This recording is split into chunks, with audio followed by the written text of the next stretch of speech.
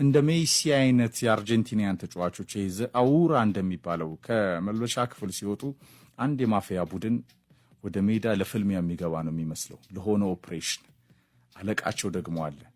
ይቆማሉ፣ እነ ደፖል እነ ኦቶማንዲ ይቆማሉ። ከጀርባ ነው የሚመጣው ሜሲ፣ እሱን ተከትለው ነው የሚወጡት። አውራው ሳይወጣ አይከተሉም።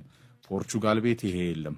ጠልፈው ቢጥሉት ራሱ ደስ ይላቸዋል ይላሉ በርካቶች። ለኔ የአርጀንቲና አይነት የቲም ቴምፖና ሜንታሊቲ በብርሃን ፍጥነት ሊመጣ አይችልም። አሰልጣኝም ያላት አይመስለኝም። የቤልጂየም ወርቃማ ትውልድን አደንዝዘው ነው አሁን ፖርቹጋል ያሉት።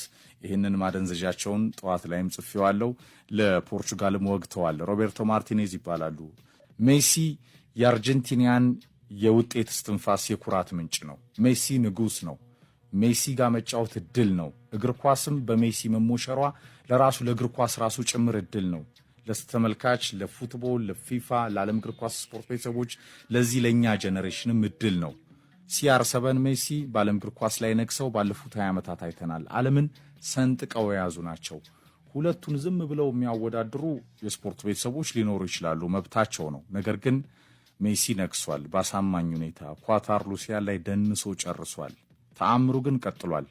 ሜሲ ስኬታማ ግን የሆነበት ምክንያት ወደ ጠረጴዛ ሲመጣ አርጀንቲናና ተጫዋቾቿ። አርጀንቲና ለአንድ ንጉሷ የታመኑ ወታደሮች አሏት። ሜሲም በጣም ሃምብል ነው፣ ኢጎ የለውም። በዛምቢያ አንድ የወዳጅነት ጨዋታ ላይ ኦቶማንዲ በጣም ሲኒየር ከሚባሉ የአርጀንቲና ተጫዋቾች አንዱ ነው እና ይለዋል በቃ ሜሲ እና መታ ፔናልቲ ተገይቶ እኮ ነው። ሜሲ ፔናልቲ ጭምር አሲስት ያደርጋል። ሮናልዶ ይሄ አይነት ፐርሰናሊቲ ለኔ ያለው አይመስለኝም። በጣም የምወደው ኮከብ ነው፣ ግን ኢጎ ከባድ ነው።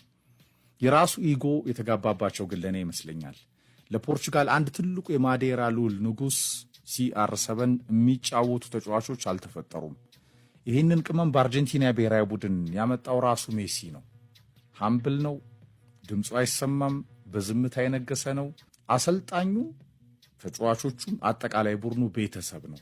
እግር ኳስ የሚፈልገውን ፓስወርድ፣ እግር ኳስ የሚፈልገውን አንድነት፣ ህብረትና በጋራ መዋደቅን ጸንቶ በልቡ ያሰረጸ ከአርጀንቲና መለያ ከአርጀንቲና ባጅ ጋር በማራዶና መንፈስ የጸና ቡድን አላቸው አርጀንቲናውያን።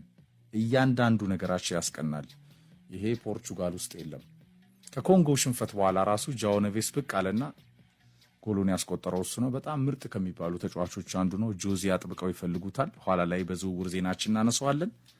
ሮናልዶ ከሁላችንም በጣም የተለየው ተጫዋች አይደለም። ከሁላችንም መካከል እንደ ቡድን ኮንትሪቢዩት ለማድረግ ወደ ዓለም ዋንጫ የመጣ ተጫዋች ነው በሚል የተናገረው ሐሳብ ብዙዎችን እያከራከረ ይገኛል። ለምን የሚል ሐሳብ ተነስቷል።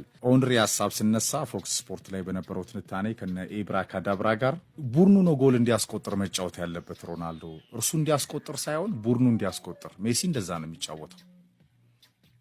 ግን ሜሲን የሚፈልጉ ለሜሲ የሚዋደቁ ተጫዋቾች ተፈጥረዋል። ይሄ በ5 6 7 8 ዓመታት ውስጥ የተሰራ ነው። ፖርቹጋል ውስጥ የሚያግን አልነበረም። ሮናልዶ የቡድኑ አውራ ነው። የቡድኑ የማይደገመው ኮከብ ጎል አስቆጣሪ ነው። የዓለም እግር ኳስን ከሜሲ ኩል ሰንጥቆ ይዞ ከፍ ያለው ነው። የዓለም እግር ኳስ ዋንጫ ማሸነፍ የሚመጥነው ኮከብ ነው። ለፈጠረው ተጽዕኖ አንድ ንጉሳቸው ቀለም ልክ በአርጀንቲና ፎርሙላ መጫወት የተሳነው ሆኗል። ለዚህ ደግሞ ብሩኖ ፈርናንዴዝን ጨምሮ የፖርቹጋል ከዋክብቶች እየተወቀሱ ይገኛሉ። በተቃራኒው ሮናልዶ ራሱም እየተወቀሰ ይገኛል።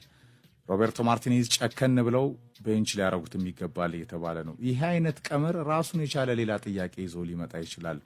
ሮናልዶ መርጠ ቤንች ማድረግ ራሱን የቻለ ትልቅ ጥያቄ ነው። ምክንያቱም ሮናልዶ አይደለም የጨዋታው ደካማ የነበረው። በኮንጎ ጨዋታ ላይ ካገኘ በጣም ምቹ ድሎች ከተፈጠሩለት በተደጋጋሚ ጎሎችን ያስቆጥራል። ፖርቹጋል በእርግጥ በሜሲ ቅኝት በአርጀንቲና ቅኝት መግባት ከቻለች ተፎካካሪ ቡድንና እድል አሁንም አላት። ያልባከነ እድል አላቸው። ሰውየው ግን ልክ እንደ CR7 ላስት ዳንስ ነው ለአሰልጣኝ ሮቤርቶ ማርቲኔዝም።